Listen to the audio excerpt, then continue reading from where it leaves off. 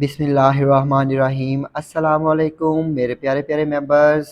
मैं हूँ वलीद रज़ा और आपको वेलकम करता हूँ आपके अपने यूट्यूब चैनल अलिफ़ किचन में। जी तो मेरे प्यारे प्यारे मेंबर्स, आज हम लोग बनाने जा रहे हैं बहुत ही ज़बरदस्त सा मटन कुन्ना।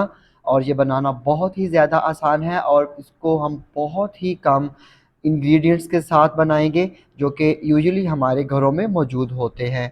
आइए चलते हैं और जल्दी से मटन कुन्ना की रेसिपी बनाना शुरू करते हैं। तो यहाँ पे मटन कुन्ना बनाने के लिए मैंने एक मिट्टी का बर्तन लिया है। तो अगर आपके पास ये मिट्टी का बर्तन नहीं है तो आप इसको किसी भी पैन में, किसी भी देगची में या प्रेशर कुकर में भी इजीली बना सकते हैं। तो यहाँ पे सबसे पहले हम इसमें शामिल कर देंगे 1 कप के जितना कुकिंग ऑयल। तो आप इसको घी के साथ भी बना सकते हैं क्योंकि ऑथेंटिक जो मटन कुन्ना है वो हमेशा घी के साथ बनाया जाता है, लेकिन मैं यहाँ पे अभी इसको ऑयल में बना रहा हूँ। ऑयल शामिल करने के बाद अभी हम इसमें 1 अदद मीडियम प्याज शामिल करेंगे, स्लाइस में कट की हुई। और प्याज शामिल करने के बाद हमने इसको मीडियम फ्लेम पे सिर्फ 2 मिनट के लिए सौते कर लेना है, हमने इसको ब्राउन नहीं करना है।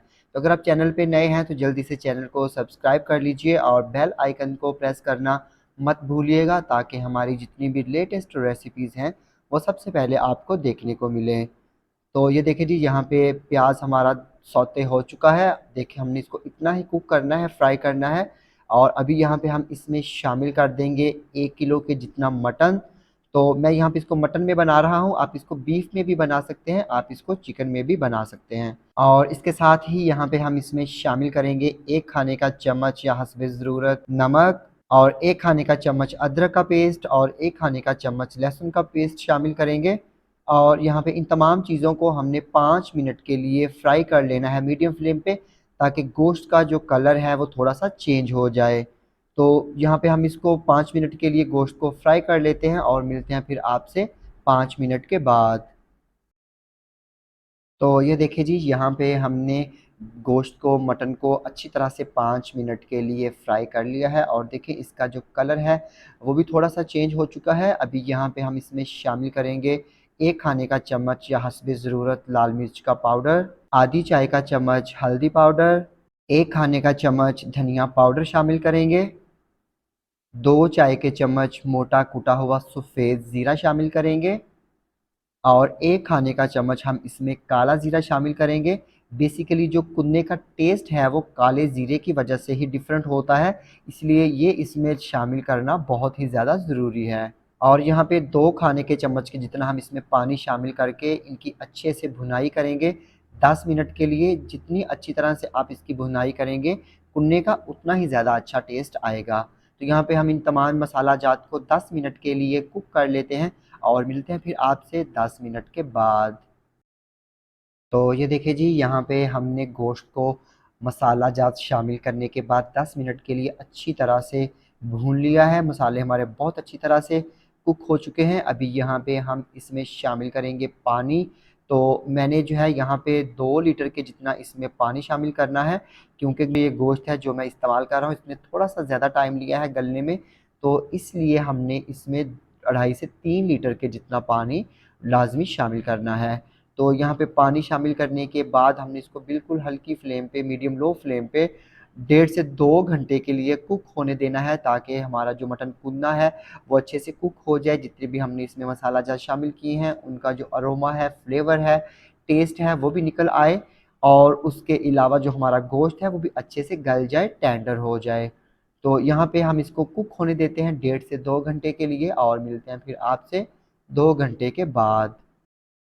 जी, तो मेरे प्यारे-प्यारे मेंबर्स, ऑलमोस्ट हमारा जो मटन कुन्ना है वो रेडी होने पे है। गोश्त हमारा बहुत अच्छे से गल चुका है। तो इसके लिए इसका जो घोल है जो हमने इसमें शामिल करना है वो तैयार कर लेते हैं। उसके लिए मैंने क्या किया था, ये मैंने 3 खाने के चम्मच नॉर्मल जो घर का आटा होता है, गंदम का आटा होता है वो लिया था।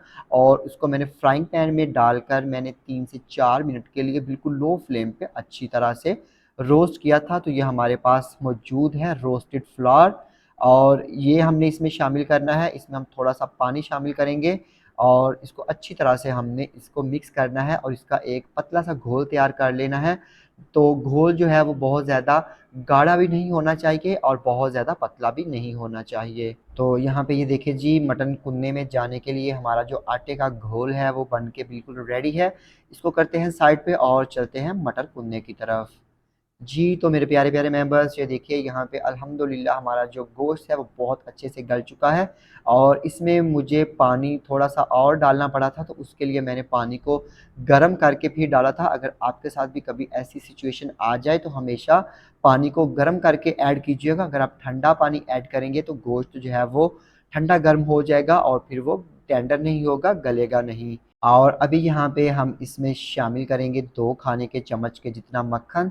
ये ऑप्शनल है, अगर आपके पास नहीं है तो आप इसको स्किप भी कर सकते हैं, लेकिन अगर है तो इसको लाज़मी ऐड कीजिएगा। इससे मटन कुनने में बहुत ही मज़ेदार सा ज़बरदस्त सा टेस्ट निकल के आता है। तो यहाँ पे अभी हम फ्लेम को कर देते हैं बिल्कुल लो पे और यहाँ पे हम थोड़ा-थोड़ा करके इसमें जो आटे का घोल तैयार किया था, वो शामिल करते जाएँगे और इसको अच्छी तरह से मिक्स करते जाएँगे।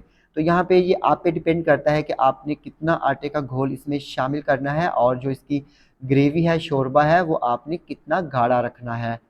तो मैं यहाँ पे इसको इतना ही इसमें ऐड करूँगा और यहाँ पे अभी हम इसको मिक्स करके कवर करेंगे और कवर करने के बाद हमने बिल्कुल दम वाली फ्लेम पे इसको 30 मिनट के लिए कुक होने देना है, ताकि जो आटे का कच्चापन है वो भी अच्छे से पक जाए और हमारे पास एक बहुत ही मज़ेदार सा मटन कुर्मा तैयार हो जाए।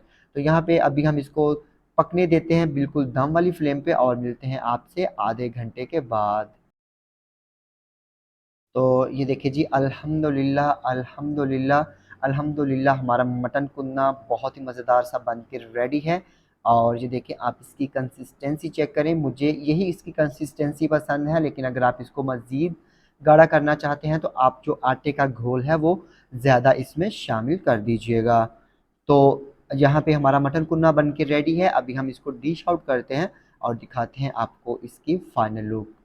जी, तो मेरे प्यारे-प्यारे मेंबर्स, ये देखिए यहाँ पे हमारा मटन कुन्ना बन के बिल्कुल रेडी है और मैं उम्मीद करता हूँ कि आपको मेरी आज की ये रेसिपी यकीनन पसंद आई होगी। आप इसको ईद उल अज़हा के मौका पे लाज़मी ट्राई कीजिएगा और अपनी ईद की दावतों में इसको ज़रूर बनाइएगा और अपनी ईद की दावतों को 4 चाँद ज़रूर लगाइएगा। तो अगर आपको ये रेसिपी पसंद आती है, इसको लाइक कीजिएगा, कमेंट कीजिएगा और अपने फ्रेंड्स और फैमिली मेंबर्स के साथ शेयर करना मत भूलिएगा। तो इसके साथ ही वलीद रज़ा को इजाज़त दीजिए। अल्लाह हाफ़िज़।